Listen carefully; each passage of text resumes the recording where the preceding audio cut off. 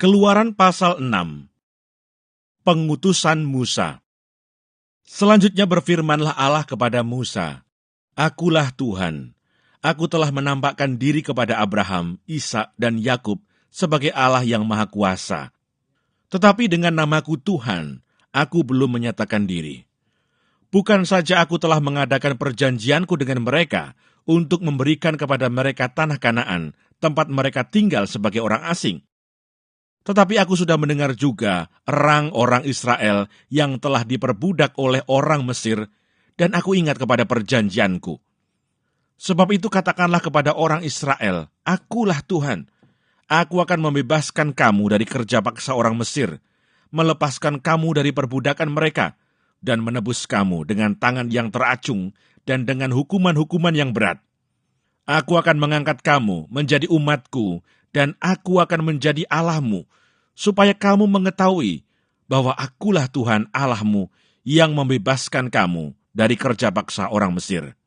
Dan aku akan membawa kamu ke negeri yang dengan sumpah telah kujanjikan memberikannya kepada Abraham, Ishak, dan Yakub, dan aku akan memberikannya kepadamu untuk menjadi milikmu. Akulah Tuhan." Lalu Musa mengatakan demikian kepada orang Israel, tetapi mereka tidak mendengarkan Musa karena mereka putus asa dan karena perbudakan yang berat itu.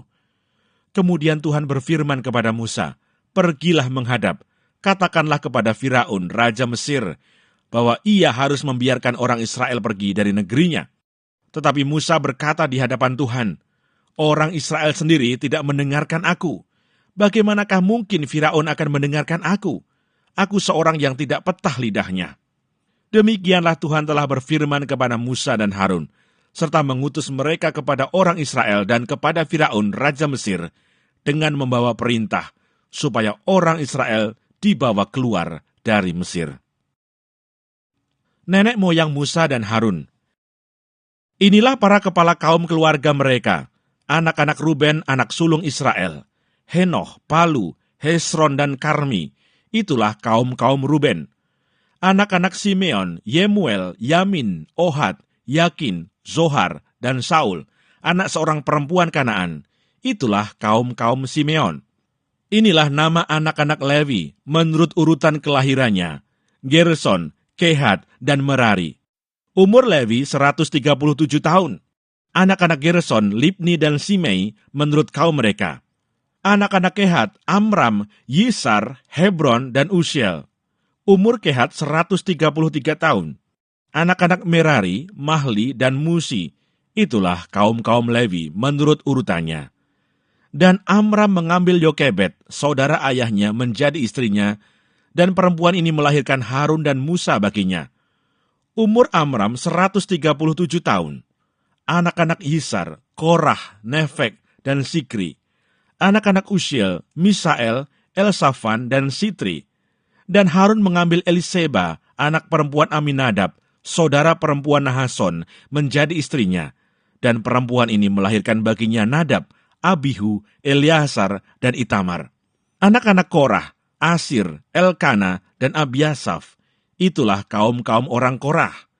Eleazar, anak Harun, mengambil salah seorang anak perempuan Putiel, menjadi istrinya, dan perempuan ini melahirkan Pinehas baginya. Itulah para kepala kaum keluarga orang Lewi menurut kaum mereka.